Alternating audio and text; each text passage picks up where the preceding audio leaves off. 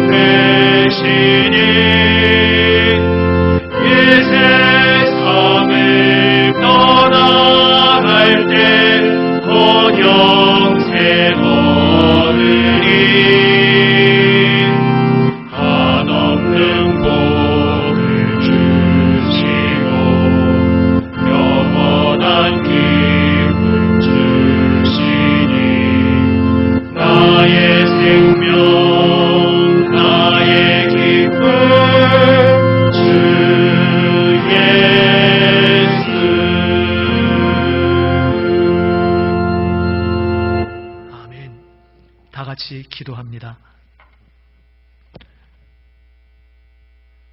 거룩하신 아버지 하나님, 지난 한 주간의 모든 순간도 오직 주님의 크신 은혜로 걸어온 시간이었습니다. 하나님의 놀라우신 사랑에 감사드립니다. 주님, 지금 큰 어려움 가운데 처한 저희들을, 이 세상을 불쌍히 여겨 주시옵소서. 인간의 힘으로 해결할 수 있을 줄 알고 하나님 앞에 기도하는 일을 게을리 하였습니다. 주님 앞에 진작에 가져가 아뢰지 못하였습니다.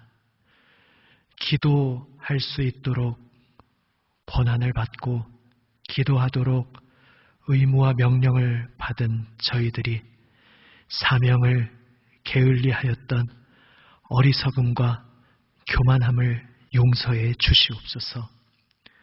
주님, 요나가 타고 있던 배가 풍랑을 만난 것은 요나의 죄 때문이었음을 기억합니다. 하나님께서 주신 사명을 외면하며 우리 마음대로, 나 자신 마음먹은 대로 내달리던 저희들, 교회로 인하여 지금 이 사회가 풍랑을 만났음을 고백합니다. 주님, 목이 곧은 저희를 불쌍히 여겨 주시옵소서. 주님께서 부르시는 음성 앞으로, 그 은혜의 부르심 앞으로 다시금 나아가게 하여 주시옵소서. 예수님의 보혈로 저희의 마음을 새롭게 하여 주시옵소서. 계속해서 나의 모든 죄를 잠잠히 아버지께 기도로 고백합니다.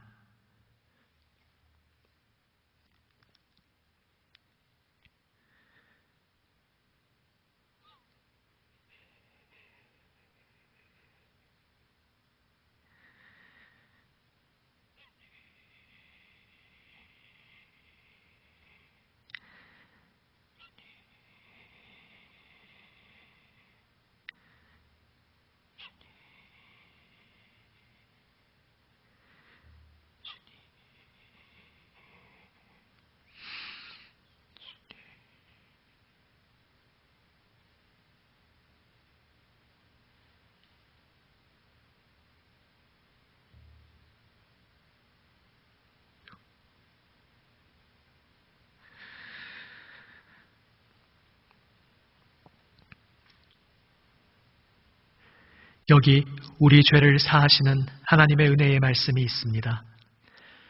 주와 같은 신이 어디 있으리이까?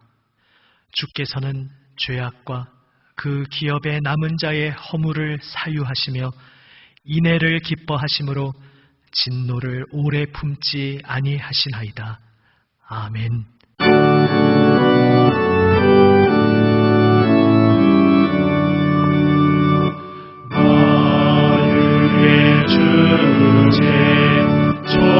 존귀하신 예수, 사람이 되신 하나님, 나 사모하여 영원히 섬길 내 영광 되신 주로다.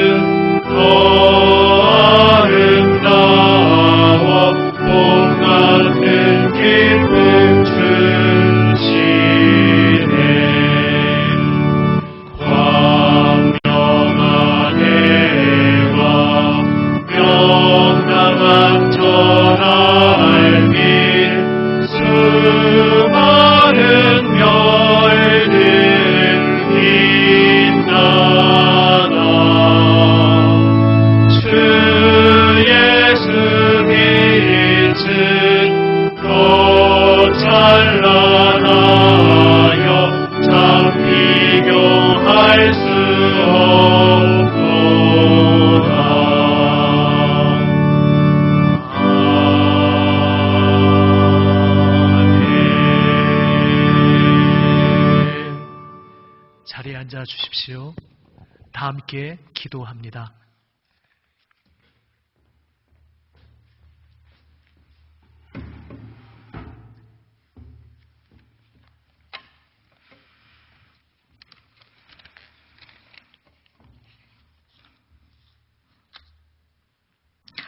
하나님 아버지, 우리의 연약함에도 불구하고 언제나 함께하여 주시고 지금 이 시간까지 인도하여 주시니 감사합니다.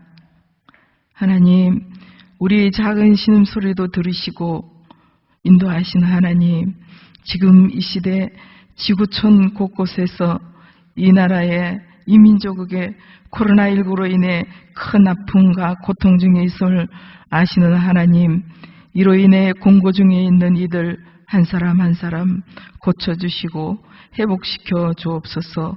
하나님, 위로하여 주옵소서. 하나님 아버지, 이 어려운 시간들을 통하여 하나님께서 너의 믿음은 이때를 위함이라고 하신 것처럼 말씀 앞에 엎드리며 회개하여 하나님이 말씀이 우리의 온전한 온 삶이 되게, 온 삶의 기준이 되게 하시며 이 나라의 교육이, 경제가, 사회가 마치 정지된 듯한 이 시간 속에 이웃의 어려움을 말만 아닌 현장에서 불철주야로 헌신하고 있는 이들 지켜주시고 나라와 어려움에 처해 있는 이들을 위해 사랑하는 마음으로 기도하며 나누게 하여 주시옵소서.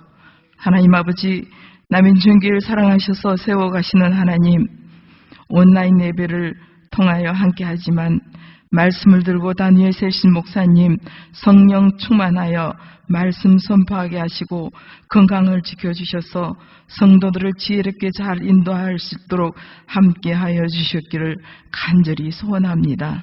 사랑하는 우리 성도들, 때로는 건강 때문에, 때로는 경제적 어려움 때문에 처해 있는 이들의 신음소리를 들으시고 아시는 하나님, 고쳐주시고 치유하여 주시옵소서.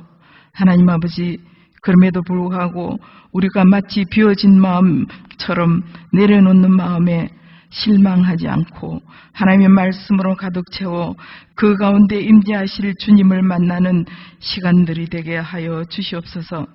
하나님 아버지, 이 시간 차세대 교육부를 돌아보며 양육하는 하나님 아버지 전도사님들, 목사님들을 지켜주시옵시고 또한 건강으로 지켜주시옵소서. 우리가 그동안 차세대를 사랑한다, 교육한다 하는 이름으로 혹시 찬란한 많은 프로그램과 그들의 눈을 현혹하지 않았는지요. 하나님, 예수 그리스도처럼 하나님 아버지, 한 사람 한 사람, 청년들, 중고등부, 아동부, 유치부, 그들을 한 사람 한 사람 가슴에 안고 기도하며 나아갈 수 있게 하시옵소서. 하나님, 우리가 마주보며 예배했던 하나님 아버지 시간들 하루속히 오기를 간절히 기도하옵니다. 하나님 아버지, 사랑하는 우리 성도들, 그동안 모여서 예배드림이 얼마나 아름답고 감사한 일인지 기쁜 일인지 깨닫지 못했던 시간들 용서하여 주시옵기를 간절히 소원합니다. 또한 그러므로 말미암아서 기도의 자리에 앉기를 간절히 소원하며 호산나 주 예수여 함께하여 주시기를 간절히 소원하며 우리를 사랑하사 십자가에 죽으시기까지 하시며 지금도 함께 하시는 우리 주님, 우리 주 예수 그리스도 이름으로 간절히 기도드립니다. 아멘.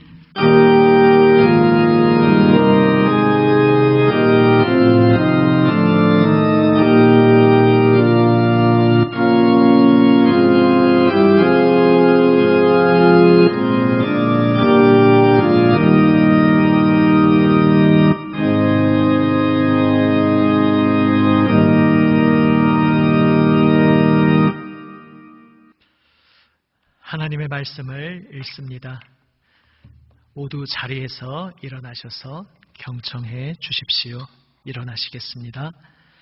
하나님의 말씀은 마가복음 10장 17절에서 21절 말씀입니다. 신약 성경 71면입니다. 신약 성경 71면 마가복음 10장 17절에서 21절 말씀을 읽습니다. 이제 10장 17절부터 말씀을 읽습니다. 예수께서 길에 나가실새 한 사람이 달려와서 꿇어 앉아 묻자오되 선한 선생님이여 내가 무엇을 하여야 영생을 얻으리이까? 예수께서 이르시되 내가 어찌하여 나를 선하다 일컫느냐? 하나님 한 분 외에는 선한 이가 없느니라. 내가 계명을 안 하니 살인하지 말라, 간음하지 말라, 도둑질하지 말라, 거짓 증언하지 말라, 속여 빼앗지 말라 내 부모를 공경하라 하였느니라. 그가 여짜오되 선생님이여 이것은 내가 어려서부터 다 지켰나이다. 예수께서 그를 보시고 사랑하사 이르시되 내게 아직도 한 가지 부족한 것이 있으니 가서 내게 있는 것을 다 팔아 가난한 자들에게 주라. 그리하면 하늘에서 보화가 내게 있으리라. 그리고 와서 나를 따르라 하시니. 아멘. 자리에 앉아 주십시오. 말씀을 위해 함께 기도하시겠습니다. 아버지 하나님, 생명 말씀을 들려 주시옵소서. 주님의 거룩하신 말씀으로 이 시간 저희의 마음에 빛을 비춰주시고 주님의 뜻을 깨달아 알게 하여 주시옵소서. 저희의 마음이 하나님의 마음으로 감동되게 하여 주시옵소서. 저희의 온 생명과 뜻을 다해 주 예수님을 따르게 하여 주시옵소서. 주님, 세우신 종을 이 시간 성령님 이끌어 주시어 아버지 하나님의 말씀을 담대하게 순전하게 전하게 하여 주시옵소서. 이 시간 오직 주님 말씀을 사모하며 기다리오니 주여 말씀을 들려 주시옵소서. 우리 구주 예수 그리스도의 이름으로 기도드립니다. 아멘. 할렐루야. 한 주간도 주님 붙드시는 은혜 가운데 잘 지내셨습니까? 질문을 한번 드려봅니다. 예수님을 믿으면서 산다는 것은 구체적으로 어떤 식으로 사는 것이겠습니까? 한번 지금 자녀들과 함께 예배 드리고 있는 가정에서는 옆에 있는 자녀에게 질문해 보시기 바랍니다. 자녀가 아닌 다른 가족에게라도 상관없습니다. 이렇게 한번 질문을 잠시 옆 사람에게 던져보시고 또 그 질문에 대한 답을 잠시 속으로 생각해 보시거나 아니면 상대방에게 한번 자기가 생각하는 것을 대답해 보십시오. 이왕이면 얼른 생각나는 것, 꼭 정답이 아닌 것 같더라도 언뜻 생각나는 것을 옆 사람에게 한번 소리내어서 대답해 보면 좋겠습니다. 질문, 방금 말씀드린 이것입니다. 예수님을 믿고 산다는 것이 어떻게 사는 거라고 생각하니? 예수님을 믿고 사는 게 어떻게 사는 거라고 생각하니? 한번 옆 사람에게 지금 각 처소에서 질문해 보시고 한번 자녀의 가족의 대답을 들어보십시오.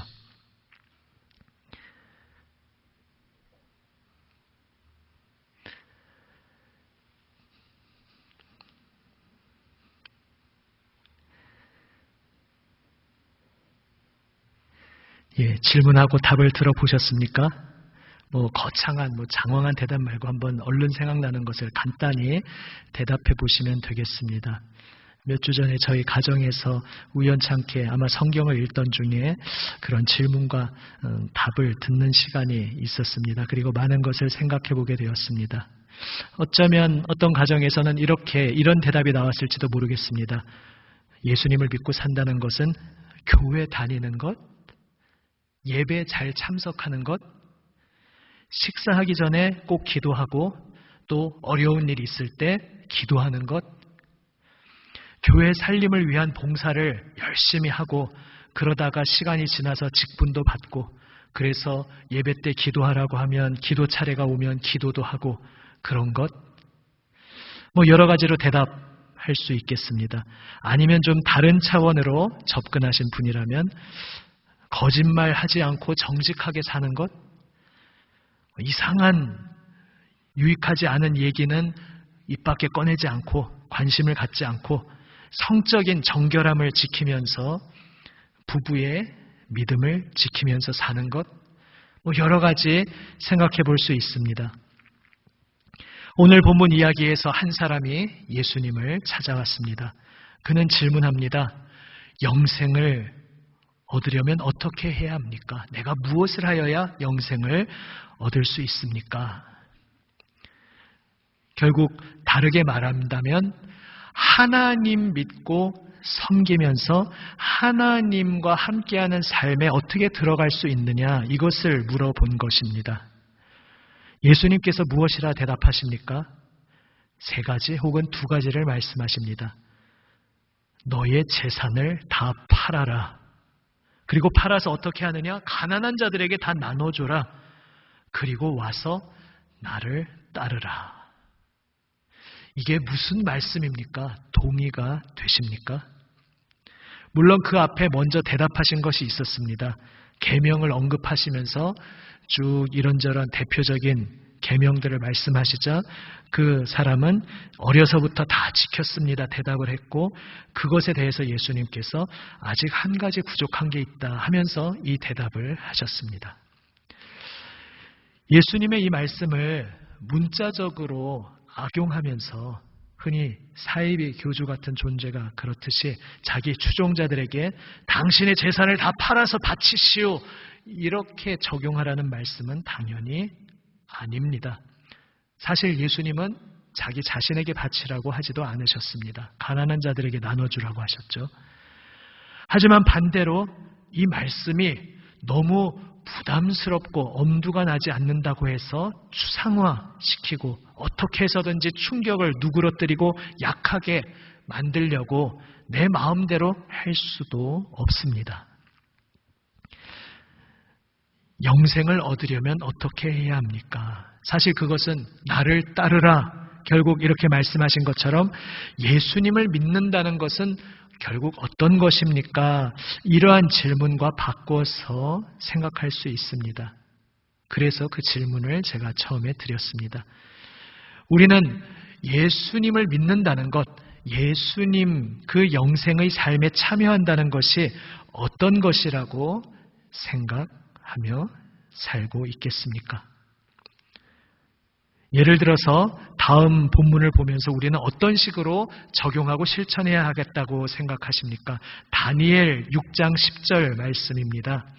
다니엘 6장 10절 말씀에 다니엘이 이 조서에 왕의 도장이 찍힌 것을 알고도 자기 집에 돌아가서는 윗방에 올라가 예루살렘으로 향한 창문을 열고 전에 하던 대로 하루 3번씩 무릎을 꿇고 기도하며 그의 하나님께 감사하였더라.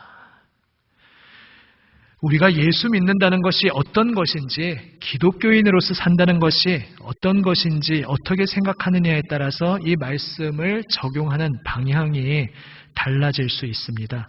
아, 그렇지.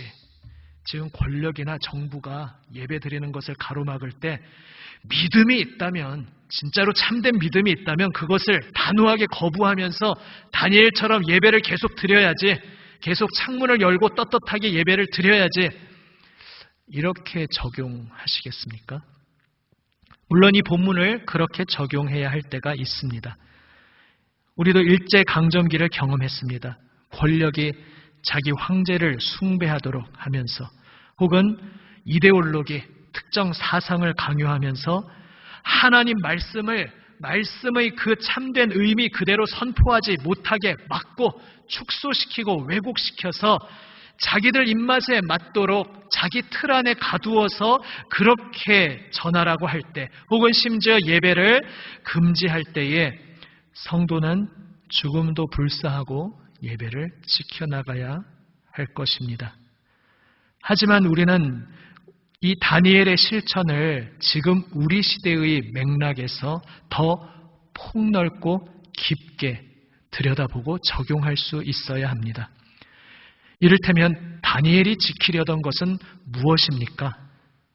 지금 10절만 읽고 앞뒤 설명을 안 드렸습니다만 이 이야기 맥락을 아신다고 전제하고 아시죠? 왕이 간신들의 계략을 빠져서 엉뚱한 명령을 선포해서 왕 외에 다른 신들에게 예배를 드리는 자는 사형에 처한다, 사자굴에 던진다, 이런 명령을 발표했는데 그것에도 불구하고 다니엘은 늘 하던 대로 창문을 열고 하나님께 기도했다. 그러한 본문 내용입니다. 여기서 다니엘이 지키려던 것이 무엇입니까? 하나님의 백성답게 하나님을 주인으로 경배하고 섬기는 삶을 지키려던 것 아니겠습니까? 그렇다면 지금 우리 시대에 우리를 속이는 것이 무엇인가 생각해 보아야 합니다. 하나님 백성으로서의 색채와 맛과 향기를 잃어버리게 만들려고 우리를 헷갈리게 만들고 우리를 속이려는 것들이 범람하고 우리에게 밀려오고 있을 수 있습니다. 그것들이 무엇인지 잘 생각하고 분별해야 합니다. 그렇지 못하고 성경을 맥락 속에서 또 깊이 있게 읽지 못하면 그저 문자적으로 적용하면서 엉뚱하게 반응할 수 있습니다. 제가 지난주 설교 때 잠시 언급했지만 주중에 우리 교우분들께 글을 보내드렸습니다. 종교개혁자들이 유럽 흑사병 사태 때 무엇을 가르치고 어떻게 행하였는지 잘 읽어보고 계십니까? 혹시 못 보셨다면 오늘 혹은 내일은 꼭 읽어보시기를 바랍니다. 지금 전염병 확산을 막아야 하는 이때에 예배를 강행하는 것이 굳건한 믿음이라고 꼭 말할 수 있겠습니까? 물론 오해 없으시기를 바랍니다. 이 상황에서도 이제 방역의 절차를 잘 지켜서 정부도 이제 그러한 범주를 제시했습니다. 방역의 절차를 잘 지키면서 여전히 예배를 계속 모이기로 하신 분들이 하나님 앞에서 귀하고 정직한 마음으로 그렇게 하셨을 수 있습니다. 그러한 것들이 잘못됐다고 지금 말씀드리는 것이 아닙니다. 그러나 잘못된 강박관념 혹은 잘못된 신학, 잘못된 신념 때문에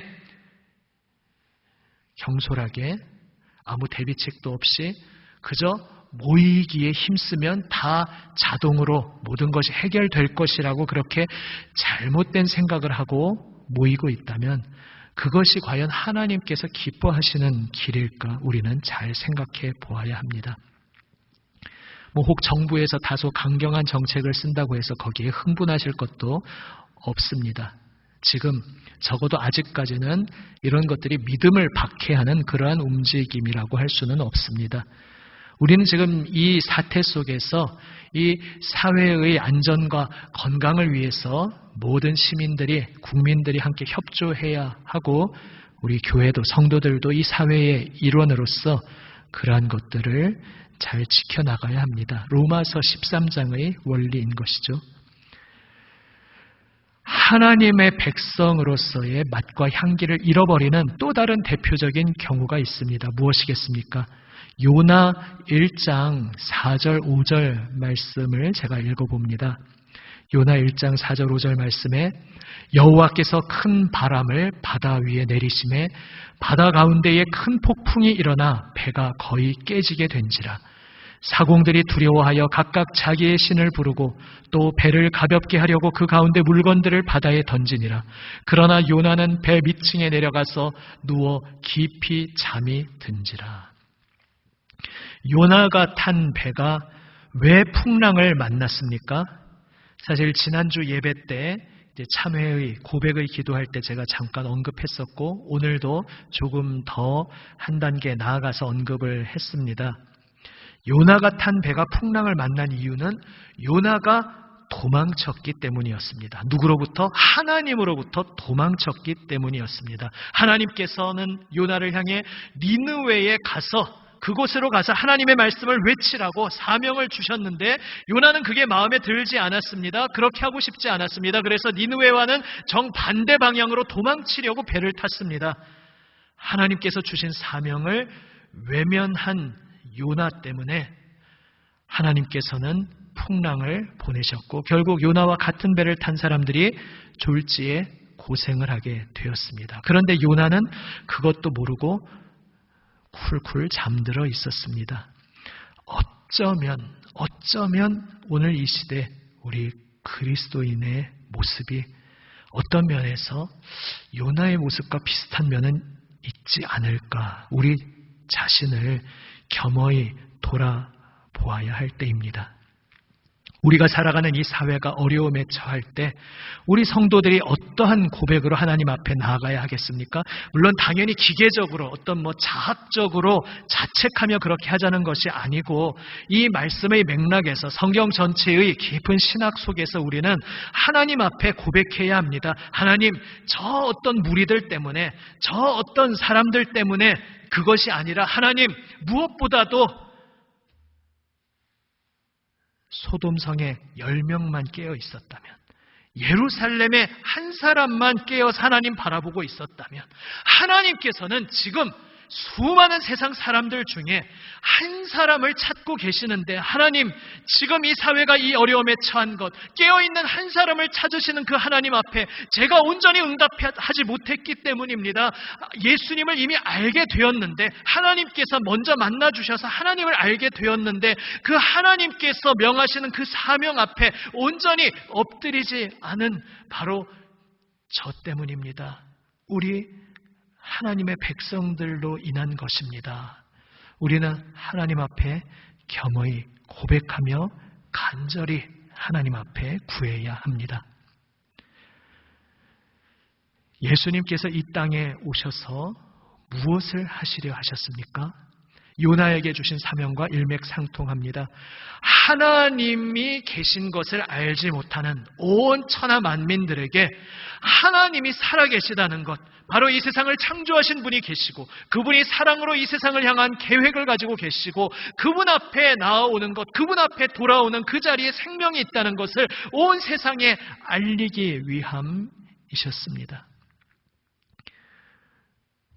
그것을 다르게 표현하면 하나님 없이 하나님의 참된 사랑을 깨닫지 못하고 그래서 정신적인 절망 또한 육체적인 고통에 빠져있는 이들을 어루만져 주시고 그들을 고통에서 건져주시고 하나님의 참 생명, 참 평화로 이끌어 주시기 위해 예수님께서 오셨습니다. 그런데 여기서 가만히 생각해 볼 점이 있습니다. 그러면 예수님께서 이 땅에 오신 것이 우리를 고통에서 건져주시기 위함이다. 이것이 전부이겠습니까? 다른 한편으로 한 측면을 또 다른 측면을 보면 그런데 그 모든 일을 하시는 예수님께서 병든 자를 찾아가시고 누구도 거들떠보지 않는 소외된 자에게 다가가셔서 하나님의 말씀으로 그를 끌어안아 주시고 하나님의 사랑을 전하고 그를 격려하여 주시고 그 삶을 회복시켜 주실 때에 예수님께서는 제자들을 세우셨습니다. 제자들과 함께 하셨습니다. 그리고 제자들로 하여금 예수님이 무엇을 하시는지 똑똑히 곁에서 지켜보게 하셨습니다. 그리고 십자가에서 죽으시는 그 죽음이 바로 그 예수님의 섬김의 정점이었는데 그 예수님 죽음과 부활 이후에 다시 예수님께서 제자들에게 나타나셔서 무엇을 말씀하십니까? 나를 따르라. 처음부터 불렀던 그 부르심으로 다시 한번 나를 따르라 말씀하십니다. 그리고 일찍이 생애 중에도 말씀하신 그 말씀, 나를 따라오려거든 자기 십자가를 지고 나를 따라야 한다 말씀하신 주님께서 내 양을 먹이라 말씀하셨습니다. 다시 말해서 예수님께서 무엇을 위해 이 땅에 오셨습니까? 이 땅에 고통받는 이들을 건지시고 하나님의 참 생명, 참 기쁨, 참 평화로 이끌어 주시기 위해 오셨는데 또 다른 측면이 무엇입니까?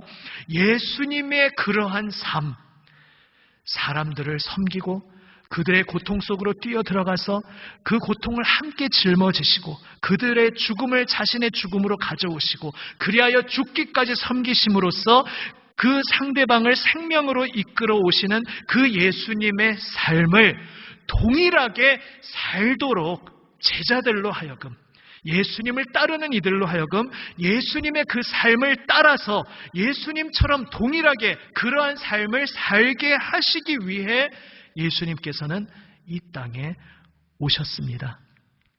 그래서 예수님은 우리를 고통에서 건지시기 위해 오셨을 뿐만 아니라 동시에 우리 모두를 예수님처럼 살게 하려고 예수님과 같은 인생 목적을 가지고 예수님과 같은 방식으로 예수님과 같은 마음을 가지고 예수님을 따라오도록 예수님처럼 살게 하기 위해 우리에게 찾아오셨다. 우리는 이 한쪽 부분을 또한 놓쳐서는 안 되는 것입니다.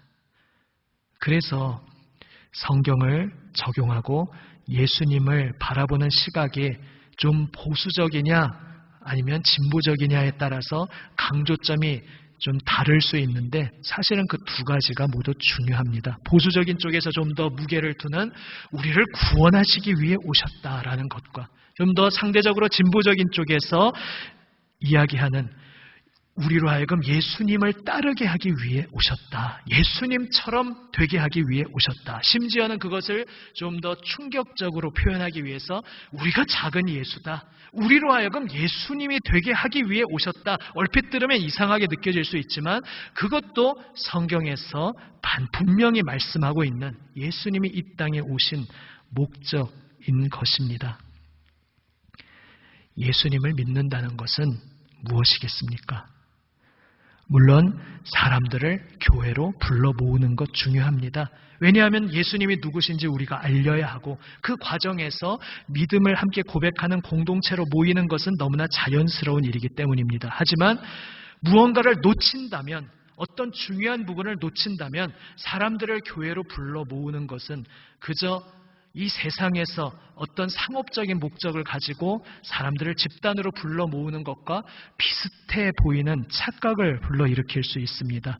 알맹이가 빠지고 그저 불러 모으는 것 자체로 끝난다면 우리는 이런 질문을 받게 될 것입니다. 그래서 내가 예수 안 믿다가 이제 예수 믿게 되어서 교회도 출석하는데 그러면 이제 예수 믿으면 뭐가 다른 건데 예수 믿기 전의 인생과 이제 예수 믿은 후의 인생이 뭐가 달라지는 건데 이렇게 질문할 때 교회가 무엇이라 대답할 수 있겠습니까?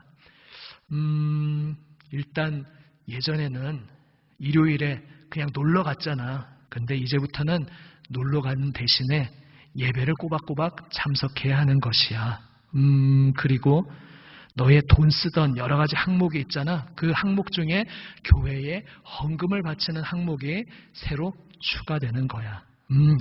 그래. 그리고 너의 시간도 좀 일부 떼어야지. 그래서 너 자신을 위해서 쓰던 시간 목록 외에 교회를 위한 봉사의 목록도 좀 첨가해야 할 거야. 이렇게 대답한다면 그게 예수 믿어서 뭐가 달라졌는가에 대한 온전한 답이 되겠습니까?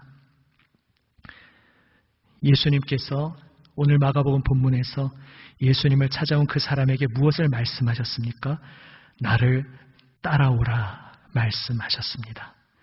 이 본문의 배경이 되는 왜 선한 선생님 했는데 이상한 대답을 하셨는지 그런 얘기들은 주중에 말씀드렸으니까 그 영상을 참고하시기를 바랍니다.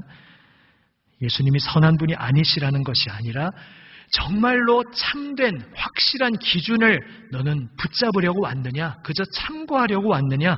예수님께서 질문을 던지시면서 정말로 너는 내가 명하는 것을 따라올 수 있겠느냐? 말씀하십니다. 그리고 나를 따라오라 말씀하셨습니다. 그런데 나를 따라오라는 명령에 포함되어 있는 것이 너의 모든 가진 것을 팔아서 가난한 자들에게 나눠주라는 말씀이었습니다. 예수님께서 이 땅에 오셨을 때 예수님과 가장 극렬하게 충돌한 사람들이 누구였습니까? 열심히 예배드리고 누구보다 꼬박꼬박 헌금도 바치고 종교 생활을 가장 열심히 하던 사람들, 바로 그들이, 종교인들이 예수님과 가장 극렬하게 충돌했던 사람들이었습니다.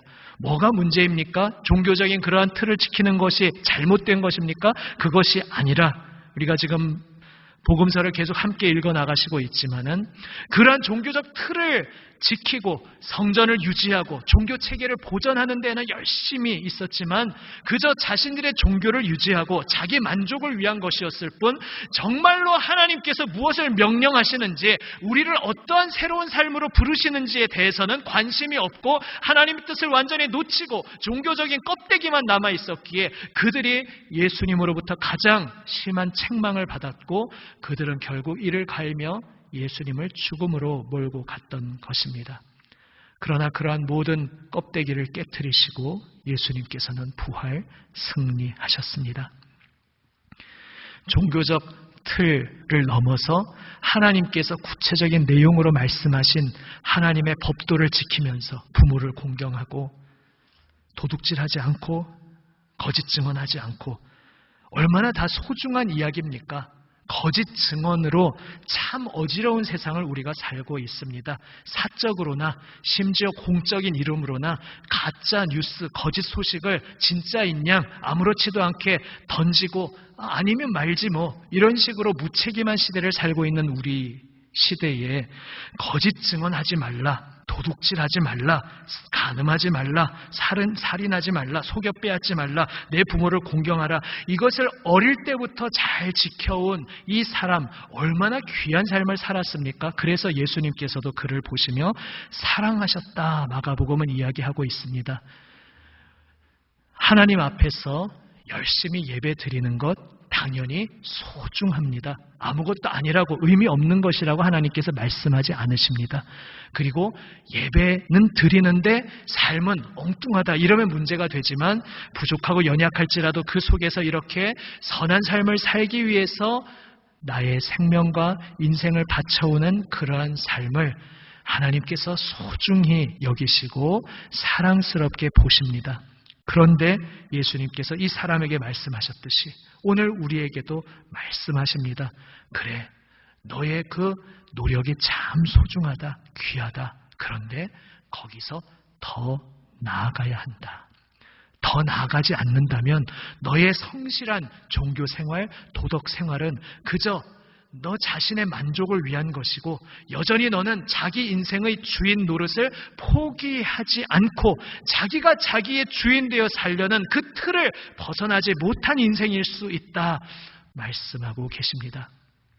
재산을 팔라는 것은 인생의 소유권이 이전되어야 한다는 말씀입니다. 이제 내 인생의 주인이 내가 아니고 내 소유가, 내 시간이, 내 삶이, 내 생명이 이제 더 이상 나를 위한 것이 아니고 오직 하나님을 위한 것이고 그리하여서 예수님께서 기뻐 명령하시는 그 삶을 위해 모든 것이 방향이 재정렬되어야 한다는 것입니다. 이것이 뭐 종교기관에 너의 재산을 다 바쳐라 이런 말씀이 아니고 가정도 다 버리고 무조건 모여서 교회당에서 살아라 이런 말씀이 아니고 너의 삶의 현장에서 지금까지는 나를 위해 재물을 사용했고 나를 위해서 나의 시간을 사용했고 내 인생의 목적이 나를 위한 것이었지만 이제 예수님을 나의 주인으로 고백하게 되었다면 그 모든 것들의 방향이 재정렬되어야 한다.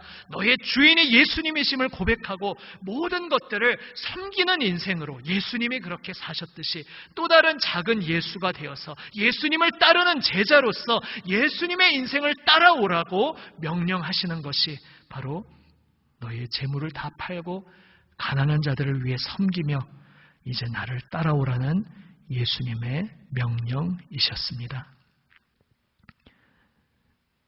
나의 모든 일생, 나의 모든 하루의 시간표를 주님 손에 맡기는 우리 모두가 되시기를 바랍니다.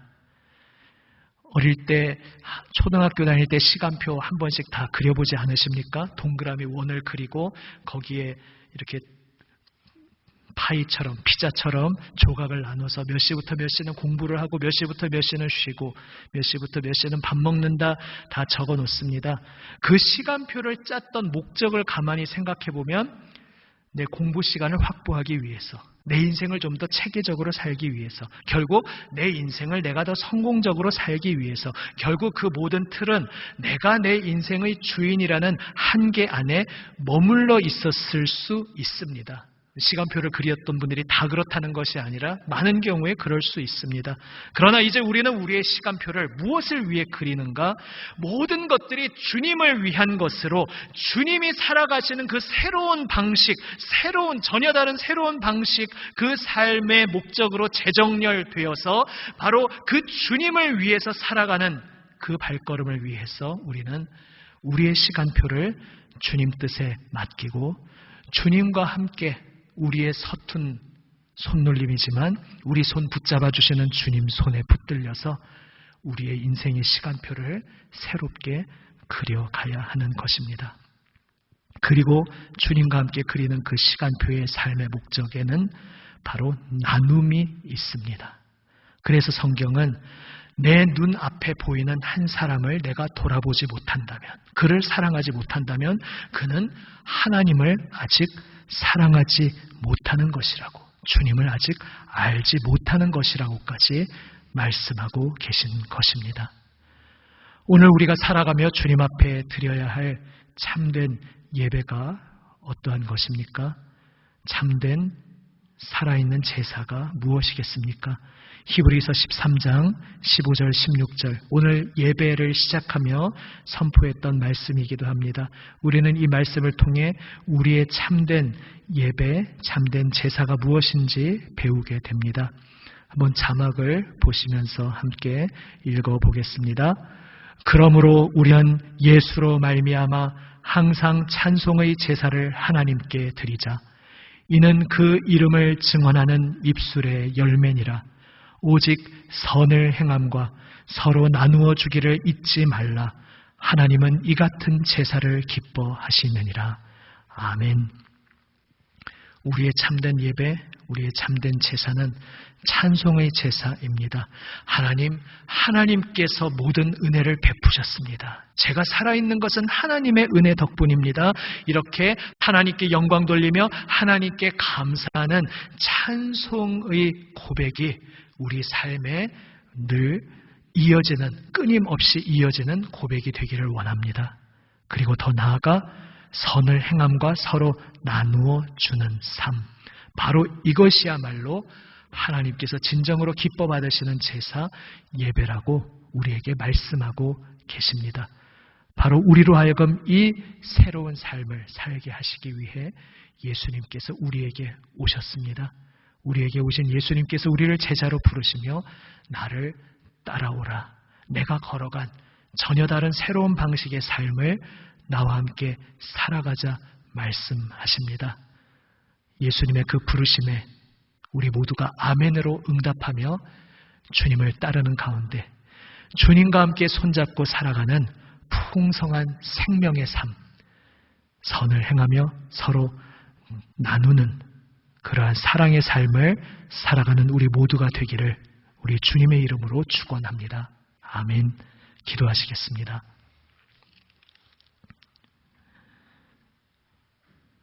아버지 하나님, 감사합니다.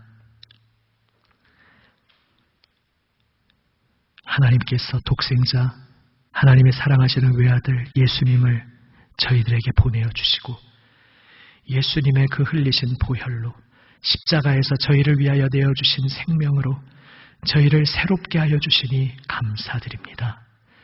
주님, 저희를 구원하셨음은 바로 예수님과 함께 살아가는 전혀 다른 새로운 삶으로 불러주신 것임을 오늘 다시 한번 생각하게 됩니다. 주님, 영생은 주님과 함께 살아가는 삶이요, 주님을 따르는 인생이요, 바로 주님께서 살아가신 그 삶을 따라가는 것임을 깊이 기억하며 주여 저희의 삶 속에서 날마다 예수님의 은혜에 힘입어 예수님 붙들어 주시는 손길 의지하여 주님을 따르게 하여 주시옵소서. 우리 구주 예수 그리스도의 이름으로 기도드립니다. 아멘.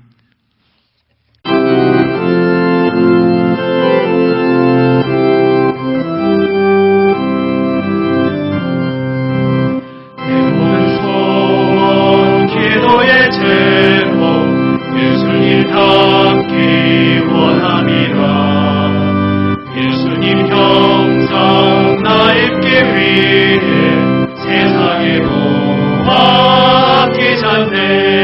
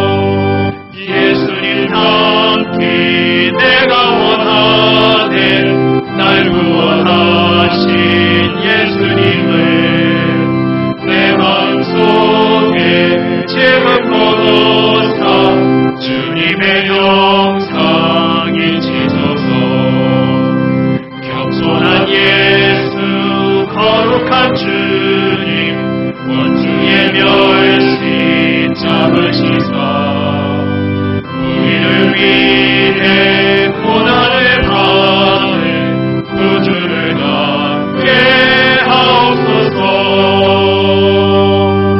예수님답게 내가 원하네 날 구원하신 예수님을 내 마음속에 실고사 주님의 영광 인치소서.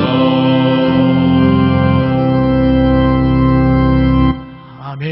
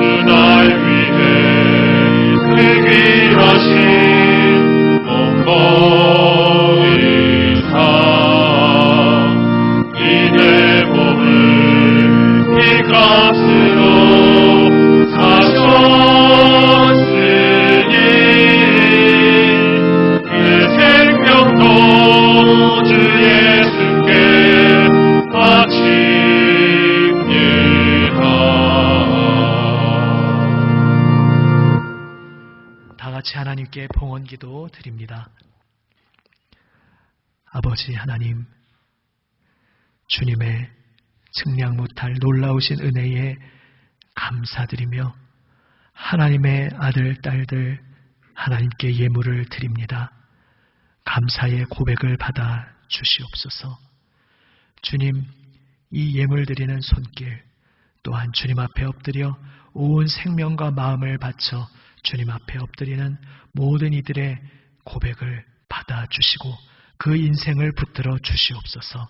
그 생명을 주관하여 주시어서 저희의 힘으로는 할 수 없사오나 저희를 위하여 죽으시고 부활 승리하신 예수님의 부활 생명 능력으로 저희를 붙들어 주시고 날마다 예수님 닮아가게 빚어 주시옵소서.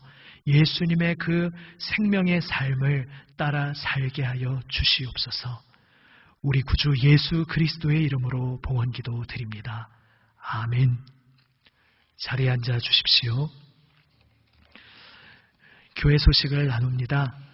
역시 모이지 않고 있기에 별다른 새로운 소식은 없습니다. 다만 몇 가지 말씀드립니다. 일단 우리가 모이지 않는 기간을 주중에 말씀드렸듯이 3월 28일까지 잠정적으로 더 연장하였고 29일 주일부터의 대처는 또 이번 주중에 상황을 지켜보며 주중에 다시 공지하겠습니다.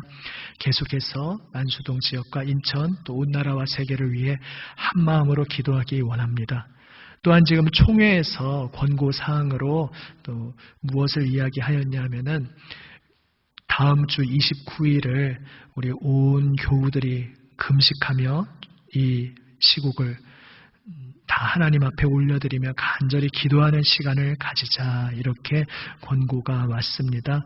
우리 한번 기억하시면서 꼭 그날뿐만 아니라 이번 한 주간 우리가 더욱더 지금까지 기도해 오셨겠지만 이 한 주간 더욱더 주여 우리가 요나처럼 배 밑바닥에 잠들어 있는 인생이 아니고 우리를 이 시대에 불러 세우신 주님의 그 부르심 앞에 깨어서 사명 감당하게 하여 주옵소서 고백하면서 무엇보다 기도에 깨어있는 주님 앞에 나아가는 사명을 감당하기 원합니다.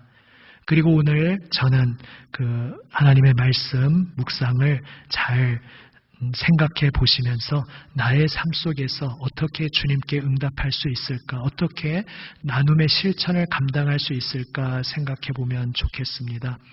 보니까 제가 간접적으로 소식 듣기로 우리 인천 동로의 한 교회 중에 어떤 곳은 이제 거기도 이제 헌당하고 계속 그 빚을 갚아 나가야 하는 상황인데 그것을 또 잠시 이렇게 유보하면서 그 일부 액수를 가지고 또 우리 노회 안에서도 더 특별히 좀 형편이 상대적으로 힘든 또 형제 교회들이 있지 않겠습니까? 그 교회들의 또 지원금을 또 이렇게 지원하기로 했다는 그러한 아름다운 소식도 듣게 됩니다. 또 우리 전 국민적으로 십시일반 자신도 뭐 가진 것이 있으신 것이 아닌데 정말로 정말 한 푼 두 푼 모은 것을 또 다른 이에게 필요하게 사용되면 좋겠습니다. 물질로나 또 마스크로나 그렇게 기증하는 그러한 또 발걸음이 계속 이어지고 있는데 우리 교우 여러분도 무언가 거창하지 않아도 좋겠습니다. 이를테면 내가 한 주간 중에 뭐 한 끼를 금식을 했다, 뭐 한 하루를 금식을 했다 할 때 그 금식하면서 뭐 예를 드는 것입니다. 그 식사에 사용되었을 금액을 내가 좀 저금통에 넣었다가 뭐 1,000원이더라도 아주 소액이더라도 이것이 모이면 또 커지지 않겠습니까? 내가 지금 어려움 당한 필요한 이들에게 작은 손길이나마 함께 동참할 수 있으면 좋겠습니다. 뭐 이렇게 적용해 볼 수도 있겠고요. 한번 주중에 기도하시면서 나에게 사명으로 부르신 주님 앞에 어떻게 응답할 수 있을까? 또 구체적인 실천을 하는 우리 교우들이 되면 좋겠습니다. 예, 교회 소식 이제 주보를 우리 각 문자로 보내드리니까요. 그 내용들 참고해 주시고요. 특별히 이번 주에는 별세 소식이 좀 많이 있습니다. 말씀드리면 유선재 집사님 부친 되시고 김주연 집사님 시부 되시는 고 유병연 장로님 80세를 일기로 하나님 부르심 받으셨습니다. 한사랑교회에서 신앙생활 하셨는데요. 우리 교인들 위로 예배에 함께 이제 가서 위로하고 또 좀 시대가 이런 상황인지라 우리 모든 장례식을 좀 아주 최소의 인원으로 함께 찾아가서 조문하고 있는데요. 또 박경숙 권사님 부친 고 박재동 장로님 86세 일기로 하나님 부르심 받으셨습니다. 광명교회에서 신앙생활 하셨습니다. 우리 김흥련 집사님 장인 되십니다. 그리고 또 어제는 김종순 권사님 남편 되시는 고 신택조 성도님 또 84세 일기로 하나님 부르심 받으셨습니다. 우리 슬픔 당한 유가족들에게 하나님의 위로가 함께 하시기를 기도하시고 또 전화로 문자로 위로의 소식 나눠주시면 좋겠습니다. 이제 자리에서 일어나시면서 성도의 사랑의 교제로 오늘 받은 은혜의 말씀으로 인사하시거나 아니면 혹은 이렇게 인사해 보셔도 좋겠습니다. 좀 오글거리실 수도 있는데요. 예수님 닮으셨네요. 이렇게 한번 인사해 보시겠습니다. 예수님 닮으셨네요. 하면서도 속으로 닮긴 뭐가 닮아? 혹시 이런 생각을 하셨습니까? 우리가 예수님의 손길로 빚어져 가고 있습니다. 또한 이미 예수님 십자가 보혈로 구원의 은혜를 입었습니다. 그래서 우리는 이미 예수님 닮은 자로 부름받았고 또 온전히 닮게 될 이로 날마다 빚어져 가고 있습니다. 바로 그 고백으로 나누신 것입니다. 한 번 더 이렇게 또 서로 인사해 보십시오. 예수님께서 당신을 예수님 닮도록 빚고 계십니다. 예수님께서 당신을 예수님 닮도록 빚고 계십니다. 빚어가고 계십니다. 아멘. 예, 이제 함께 사도신경으로 우리의 신앙을 함께 고백합니다. 나는 전능하신 아버지 하나님 천지의 창조주를 믿습니다. 나는 그의 유일하신 아들 우리 주 예수 그리스도를 믿습니다. 그는 성령으로 잉태되어 동정녀 마리아에게서 나시고 본디오 빌라도에게 고난을 받아 십자가에 못 박혀 죽으시고 장사된 지 사흘 만에 죽은 자 가운데서 다시 살아나셨으며 하늘에 오르시어 전능하신 아버지 하나님 우편에 앉아 계시다가 거기로부터 살아있는 자와 죽은 자를 심판하러 오십니다. 나는 성령을 믿으며 거룩한 공교회와 성도의 교제와 죄를 용서받는 것과 몸의 부활과 영생을 믿습니다. 아멘.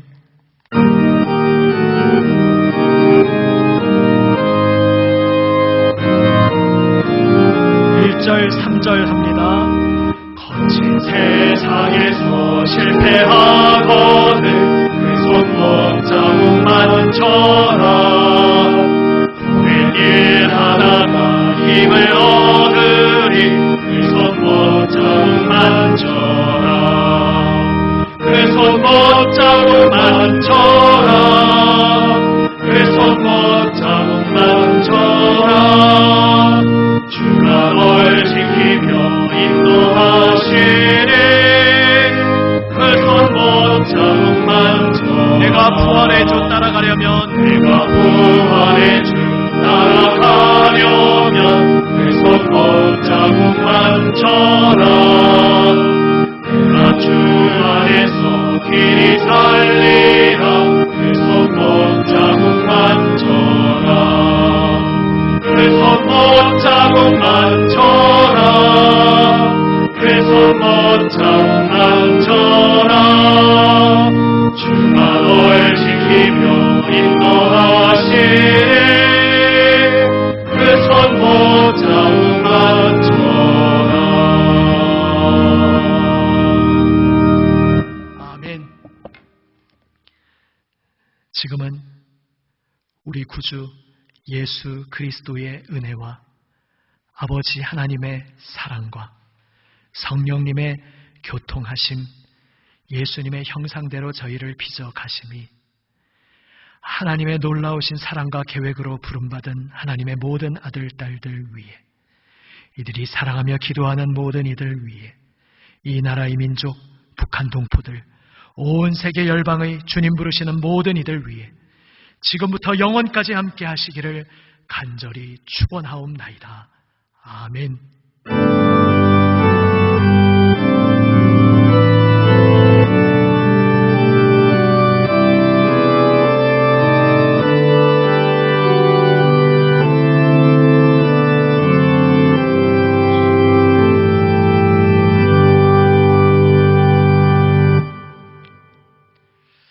아멘.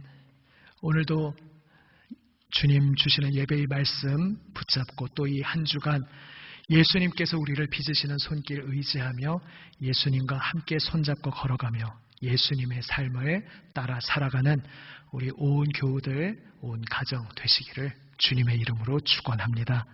아멘. 예배를 마칩니다.